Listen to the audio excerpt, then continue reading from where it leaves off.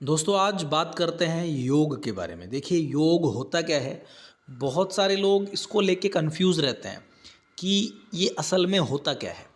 देखिए आपने बहुत सारी किताबें पढ़ी होंगी, बहुत सारा कुछ सुना होगा योग के बारे में। कोई कुछ कहता है, कोई कुछ कहता है, लेकिन हम इसके कंसेप्ट को नहीं समझ पाते हैं। तो मैं आज उसी को समझाने का प्रयास करूँगा और ये वीडियो थोड़ा लंबी होगी। तो आप अगर इस वीडियो को पूरा देखते हैं तो आप योग को लेकर हमेशा के लिए क्लियर हो जाएंगे, एकदम आपको सब कुछ समझ में आ जाएगा। तो चलिए शुरू करते हैं। देखिए योग, अब एक उदाहरण के तौर पे समझाना चाहता हूँ। आप देखो, आपके दिमाग में हर क्षण, हर पल कुछ ना कुछ चलता रहता है, यानी आपके मन में। आप खुद सोचिए, आप जब चल रहे होते हैं, बैठे होते हैं, खाते हैं, पीते हैं, सोते हैं, जागते हैं, और यहाँ तक कि यदि कोई व्यक्ति बेहोश हो जाए तो तब भी उसका जो मन है, ब्रेन है, वो काम करता रहता है। यानी उसके मन में विचार उठते रहते हैं, थॉट्स उठते रहते हैं। तो अगर देखा जाए कि असल में योग है क्या, यानी जब आप अपने थॉट्स को कुछ समय के लिए रोक दें। देखिए ये बेसिक बात कर रहा हूँ मैं।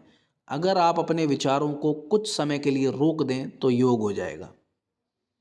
हालांकि योग की बेसिक बात तो ये है, लेकिन जब इसमें आप थोड़ा गहराई में बढ़ेंगे, सीखेंगे, तब आपको समझ में आएगा कि हम विचार को रोकते नहीं हैं, हम विचार को एक चीज़ पे बांध देते हैं, यानी एक ही विचार पे स्टेबल कर देते हैं, रोक देते हैं, तभी वो योग हो जाता है।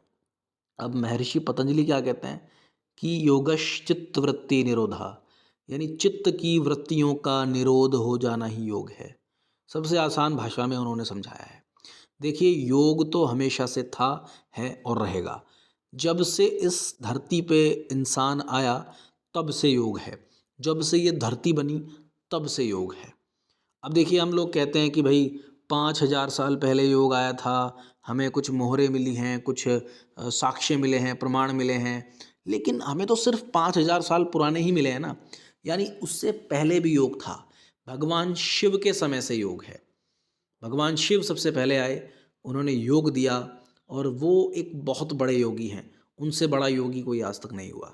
तो ये योग जो है, ये हमारे मन पे काम करता है। रियलिटी में तो ये मन की बात हो रही है।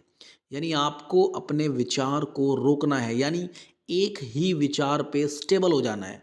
वही क्या हो जाएगा? आपका योग हो जाएगा। अब असल में इसकी बहुत सारी परिभाषाएं हैं, बहुत सारी बातें हैं इसको लेके।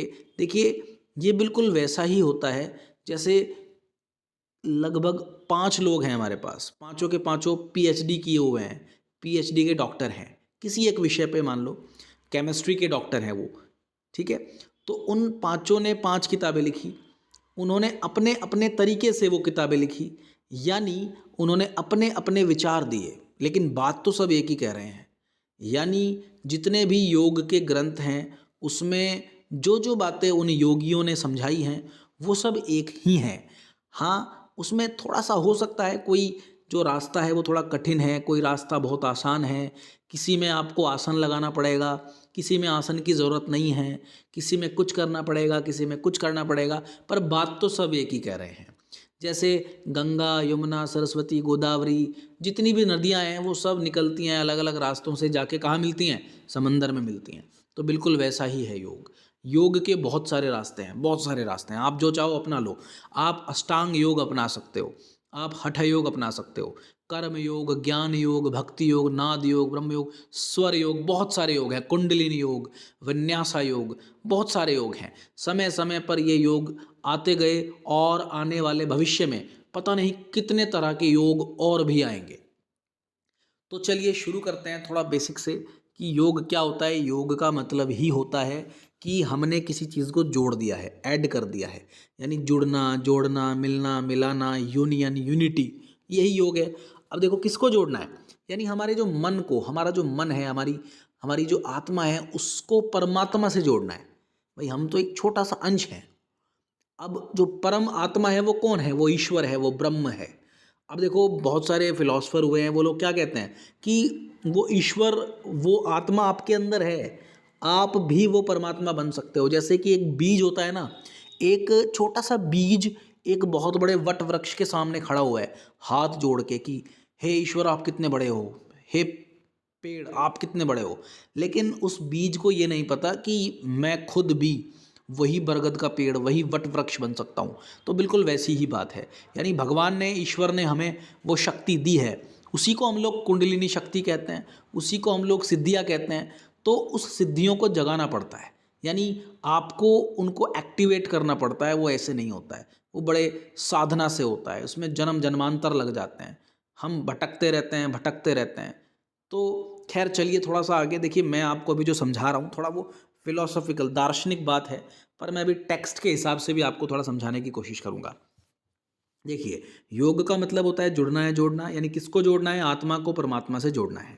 अब देखिए पतंजलि का नाम आपने सुना होगा, महर्षि पतंजलि, हालांकि जो स्वामी रामदेव हैं उनकी कंपनी का नाम भी पतंजलि ही है। तो जो पतंजलि हैं वो कोई ज़्यादा पुराने नहीं हैं, लगभग 2,500-3,000 साल पहले आए थे महर्षि पतंजलि, यानी वो एक ऋषि थे, वो एक साइंटिस्ट हुए हैं, वो एक बहुत बड़े डॉक्टर थे, फिलोसोफर थे। तो उन्होंने क्या बात कही, उन्होंने सबसे आसान भाषा में कह दिया कि भाई योगश चित्त वृत्ति निरोधा, यानी चित्त की वृत्तियों का निरोध करना ही योग है। यानी आपका जो मन है इसमें 24 घंटे सातों दिन पूरे साल हर महीने विचार चलते रहते हैं चलते रहते हैं चलते रहते हैं, ये विचार कभी नहीं रुकते। तो आप अगर इन विचारों को रोक दें तो आपका योग हो जाएगा। योग का मतलब सिर्फ हाथ पैर को तोड़ना मरोड़ना नहीं है, यानी आप खाली शीर्षासन लगा रहे हैं, मयूरासन, पश्चिमोत्तानासन, सूर्य नमस्कार कर रहे हैं आप, ठीक है, बहुत अच्छी बात है, लेकिन वो सिर्फ अकेला योग नहीं होता है, वो योग का एक अंग होता है, यानी वो एक नर्सरी क्लास है योग की। अब कई तरह के योग होते हैं, अष्टांग योग, हठ योग, कर्म योग, भक्ति योग, ज्ञान योग।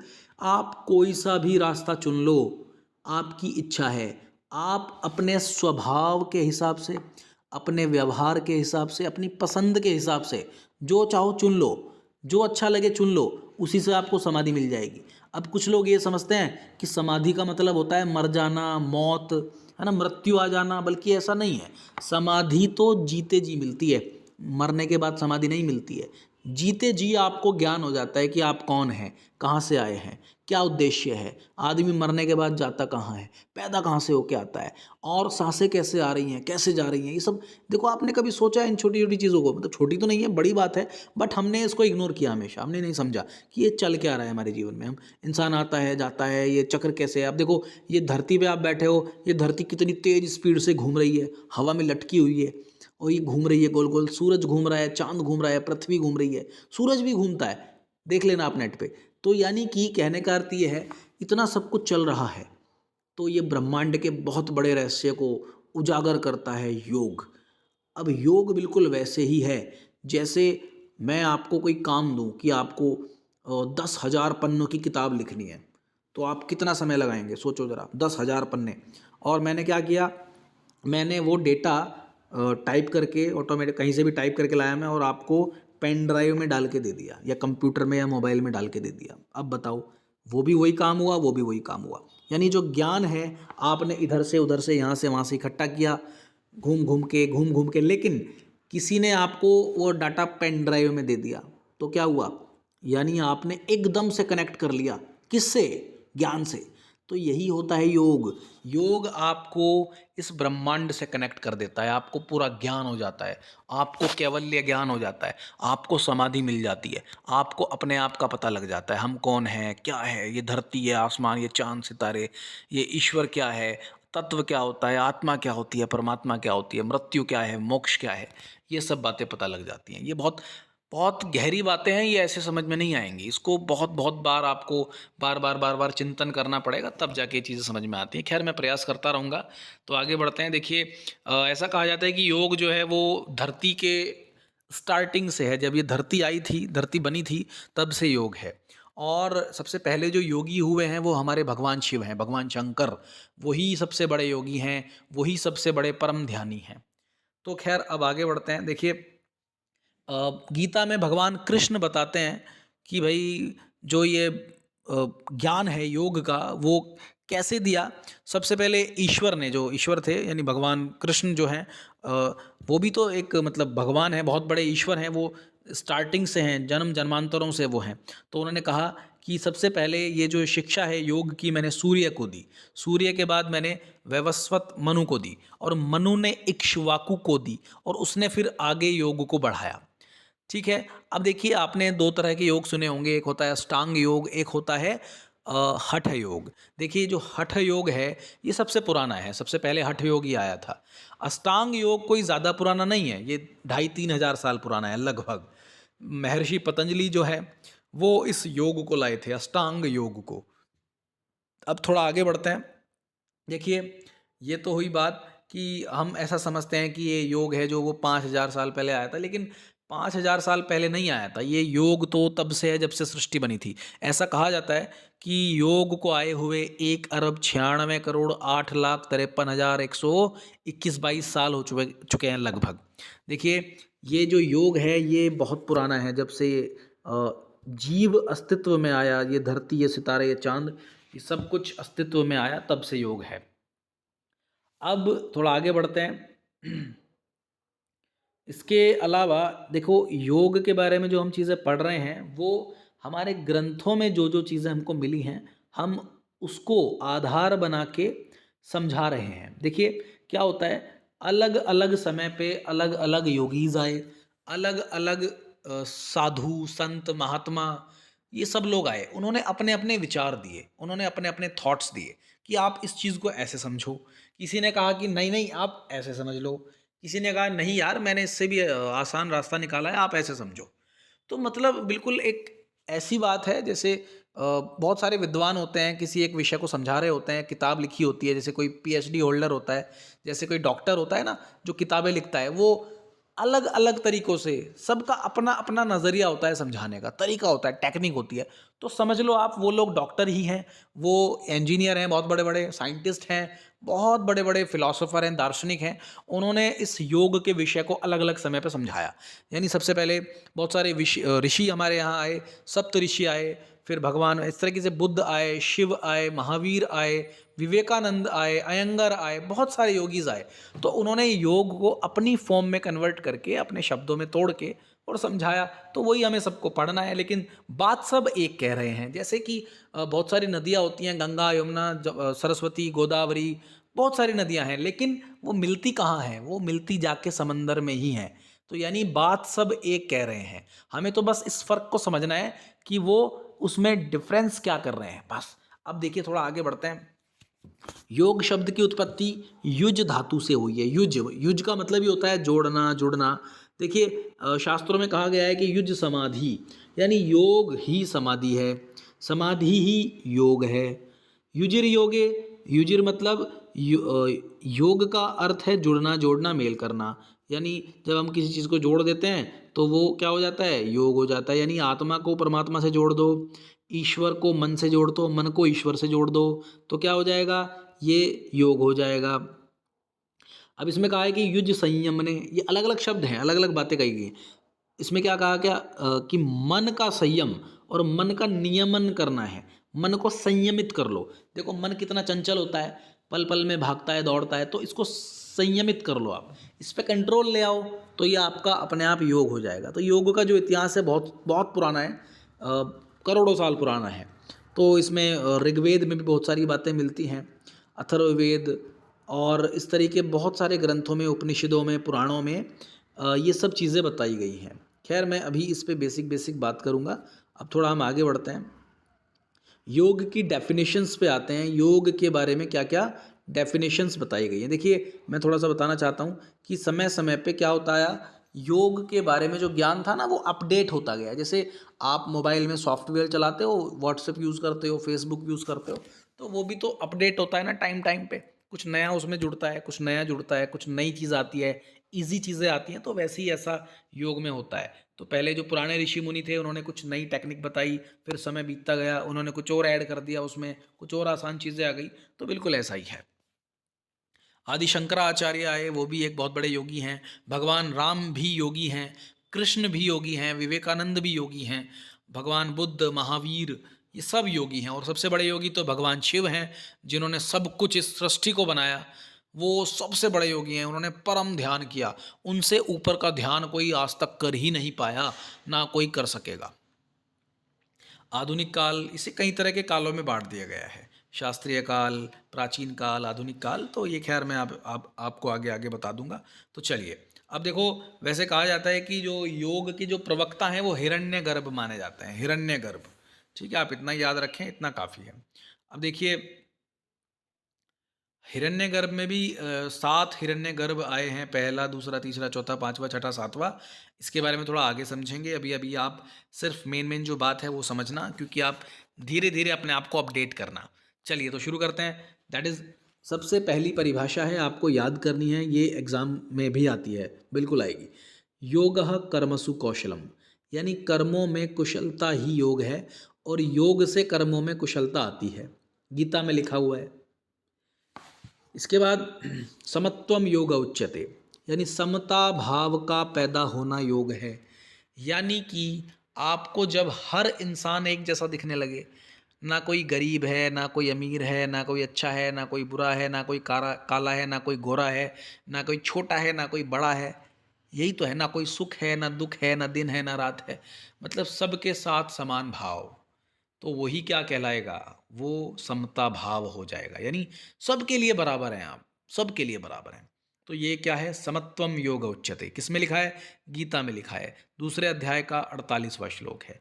इसके बाद पतंजलि जी क्या कह रहे हैं, योगश्चित्त वृत्ति निरोधा, यानी चित्त की वृत्तियों का निरोध हो जाना ही योग है। 24 घंटे सातों दिन आपके दिमाग में कुछ ना कुछ विचार चल रहे होते हैं, आप उनको एक सेकंड के लिए भी नहीं रोक सकते। चेक करके देख लेना, रोक रोक सकते हो क्या। आप जब सो रहे होते हैं, सपने देखते हैं, तब भी क्या होता है, आपके मन में विचार चल रहे होते हैं, तो उस विचार को रोकना ही योग होता है। इसी को कहा गया है चित्त की वृत्तियाँ, यानी चित्त में, यानी मन में जो भाव उठते हैं, वृत्तियाँ उठती हैं, इमोशंस, फीलिंग्स, भावनाएं उठती हैं, उनका निरोध हो जाना, उनका रुक जाना, उनका बंध जाना, ये योग है। ये किसने कहा, पतंजलि जी ने कहा। पतंजलि जी कब आए थे, लगभग 3000 साल पहले आए थे, लगभग 2500-3000 साल पहले। तो चलिए, इसके बाद आते हैं थोड़ा सा, मन प्रशमनोपायो योग इत्यभिधीयते, मन को शांत करने का जो उपाय है वो योग कहलाता है, मन को शांत करता है योग। देखिए, योग फिजिकल बॉडी से रिलेटेड उतना नहीं है जितना ये मन से रिलेटेड है। मन, असली योग जो है वो मन पे काम करता है, हमारे मन, चित्त पे, हमारे मन पे। चलिए, इसके बाद योगस्य कुरु कर्माणि संगम त्यक्त्वा धनंजय सिद्ध सिद्धेव समो भूत्वा समत्वम योग उच्यते। हालांकि ये गीता का श्लोक है, ऊपर आ चुका है, आप इसे देख लीजिएगा। इसके बाद मैं, देखो, मुख्य मुख्य जो परिभाषाएं हैं मैं वो आपको बता रहा हूँ। होने को तो बहुत सारी परिभाषाएं हैं, ये बेसिक एक लेक्चर रहेगा। चलिए, अब थोड़ा आगे बढ़ते हैं, और भी कई सारे बुद्धिजीवी हुए हैं जिन्होंने इसके बारे में बहुत सारी चीज़ें बताई हैं। पंडित श्री राम शर्माचार्य जी ने कहा, क्या कहा, कि जीवन जीने की कला योग है। मनुस्मृति ने क्या कहा, ध्यान योग से भी योग आत्मा को जाना जा सकता है। इसके बाद कठोपनिषद में क्या कहा, जब चेतना निश्चेष्ट, मन शांत, बुद्धि स्थिर हो जाती है, यानी बुद्धि का स्थिर हो जाना योग है। तो इस तरीके से बहुत सारे योगीज़, बहुत सारे जो साधु संत, बहुत बड़े बड़े जो बुद्धिजीवी हैं, उन्होंने इसकी परिभाषाएं दी हैं।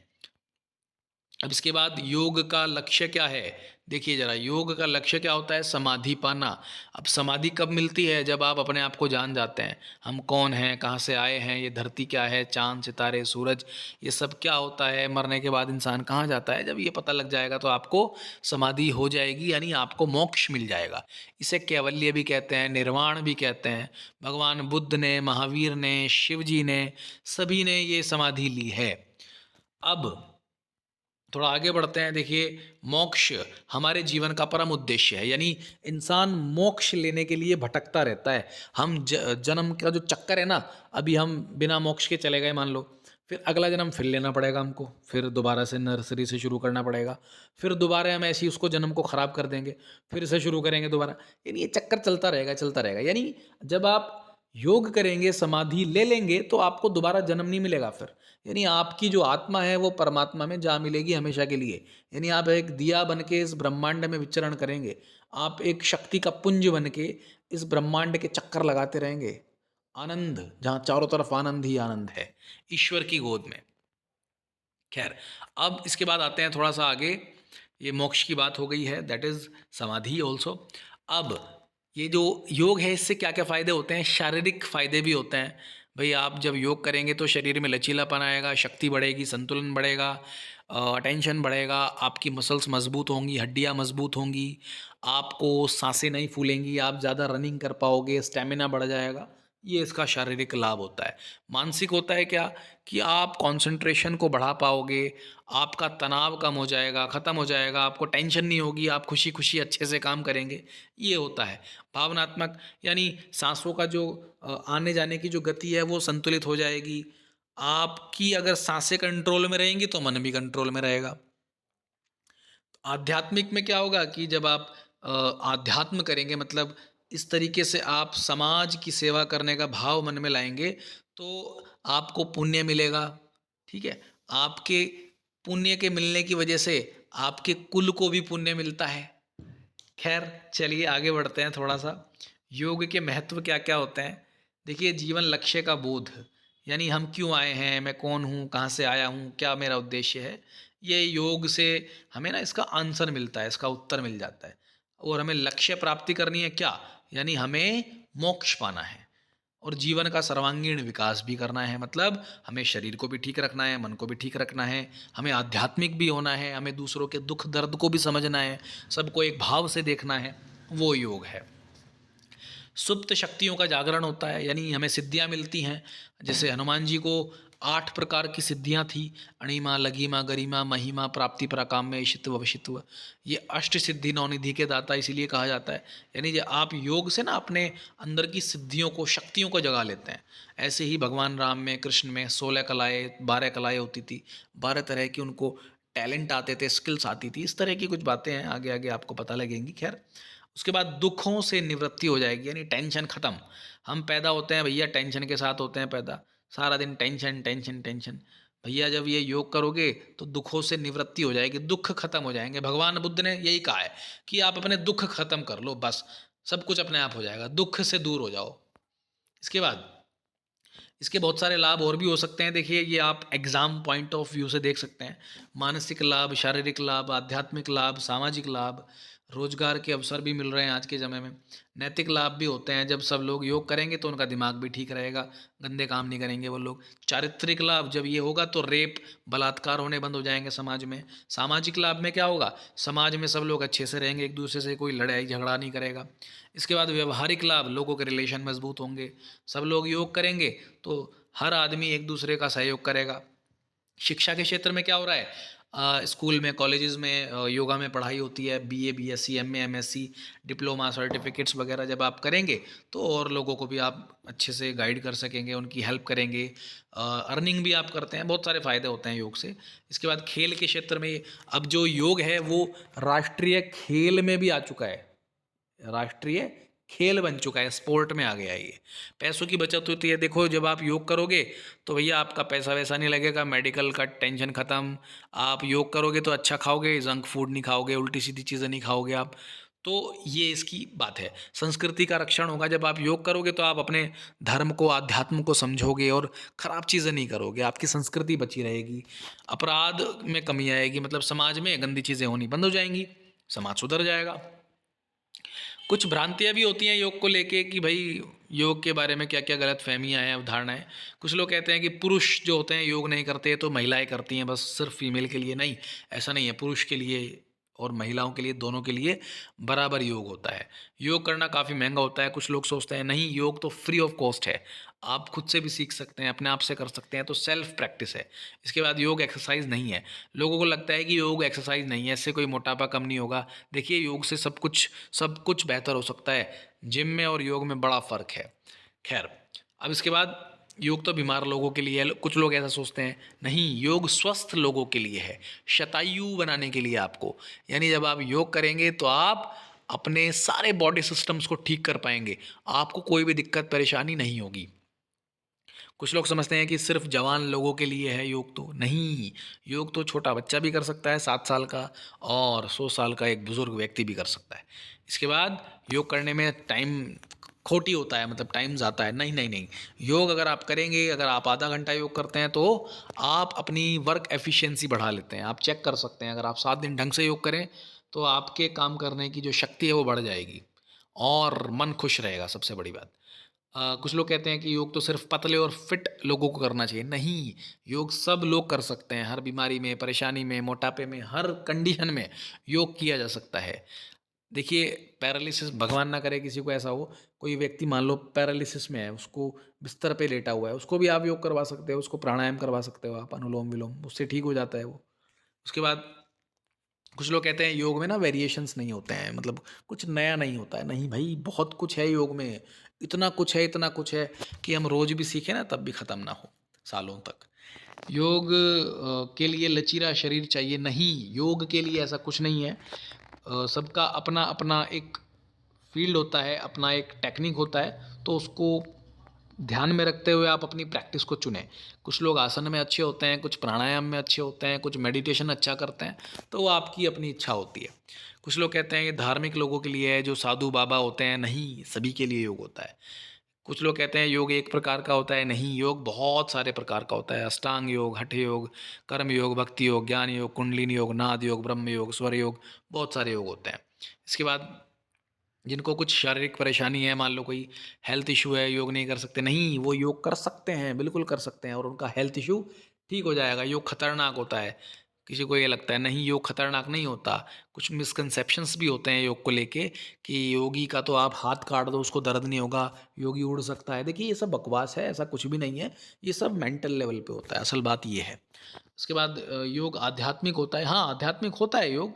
ये मानसिक भी होता है, शारीरिक भी, आध्यात्मिक भी, सामाजिक भी, नैतिक भी, सांस्कृतिक भी, ये हर तरीके से काम करता है योग। ये एक स्ट्रेचिंग है, नहीं, ये स्ट्रेचिंग नहीं है, सिर्फ स्ट्रेचिंग नहीं है। योग में एक प्रॉपर सीक्वेंस है, पहले आप अपने शरीर पे काम करते हो, फिर मन पे काम, सांसों पे काम करते हो, फिर उसके बाद मन पे काम करते हो, तब जाके विचारों पे काम होता है। देन गर्भवती महिलाएं नहीं कर सकती, नहीं, बिल्कुल कर सकती हैं। आजकल prenatal yoga, postnatal yoga, pregnancy yoga बहुत चलन में है, बहुत लोग काम कर रहे हैं इस पे, बहुत लोग सिखा रहे हैं। योग से मोटापा कम नहीं होता, क्या बात कर रहे हैं, हम लोग बिल्कुल करवाते हैं, योग से मोटापा बहुत जल्दी कम होता है, बस टेक्निक ठीक होनी चाहिए। अब देखिए, योग में कितने प्रकार के योग होते हैं, देखो मैं उनमें से आपको कुछ नाम गिना रहा हूँ। अष्टांग योग, हठ योग, ज्ञान योग, मंत्र योग, भक्ति योग, कुंडलिनी योग, कर्म योग, क्रिया योग, स्वर योग, राज योग, नाद योग, ये सब योग हैं। और कुछ योगी हुए हैं, जो मुख्य मुख्य योगियों के नाम मैं बता रहा हूँ आपको। महर्षि पतंजलि, स्वात्माराम, महर्षि घेरंड, स्वामी विवेकानंद, कुवल्यानंद, योगेंद्र, श्री अरविंदो, महर्षि महेश योगी, आचार्य रजनीश यानी ओशो, पट्टाभी जॉयस, BKS अयंगर, स्वामी सत्येंद्र सरस्वती तिरुमल्लाई कृष्णमाचार्य, स्वामी शिवानंदा, सदगुरु श्री रविशंकर स्वामी रामदेव और सिस्टर शिवानी।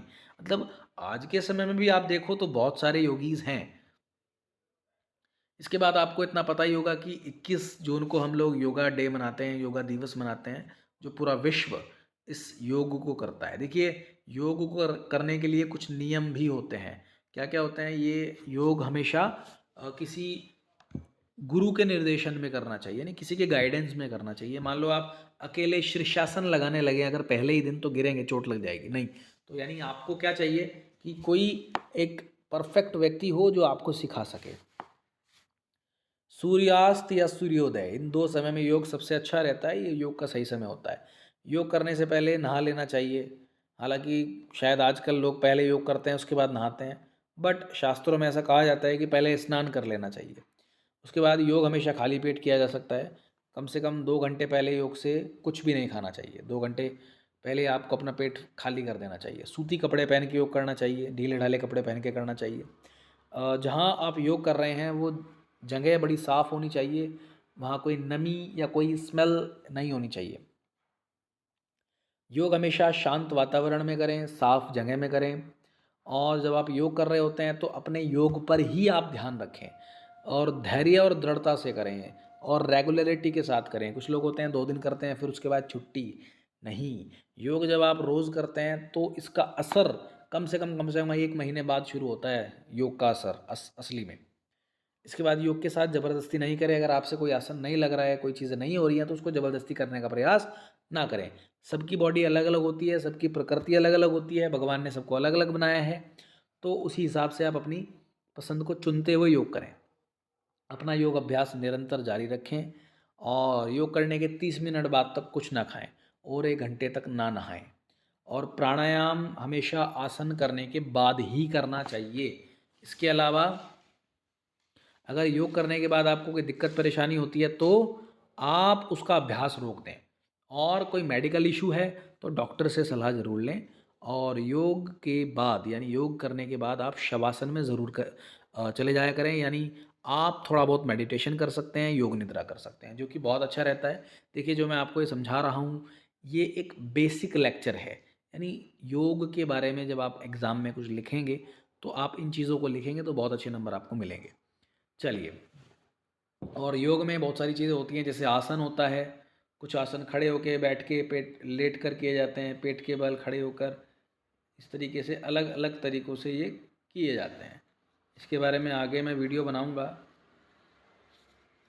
अब देखिए, प्राणायाम।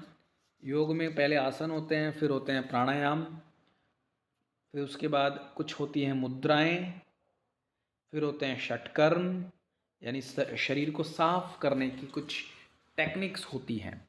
उसके बाद मेडिटेशन या योग निद्रा और मुद्रा, इस तरह की चीज़ें आती हैं। वो आप मैं अभी धीरे धीरे आगे आगे वीडियो बनाता जाऊंगा, आप उससे सीखते जाइएगा।